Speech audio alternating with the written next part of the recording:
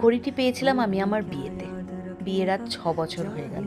6 বছরের মাথায় ঘড়িটা হঠাৎ নষ্ট হয়ে গেল। মনটা বড্ড খারাপ হয়ে গেল।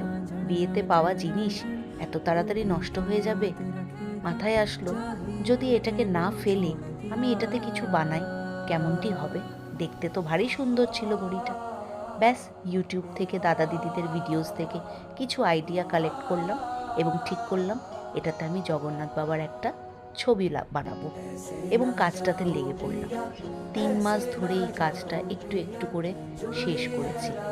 ঘরের কাজ, বাইরের কাজ সব করার পর ফ্রি টাইমে বসে একটু একটু করে করতাম এবং এন্ড রেজাল্টটা সত্যি খুব সুন্দর হয়েছে। এটাকে আমি বলি best from the West. West এই কারণে, জিনিসটা তো আমি ফেলেই দিতাম, নষ্ট হয়ে গেছে, নষ্ট ঘড়ি কি করব। এবার আপনারা দেখে বলুন জিনিসটা কিরকম হয়েছে।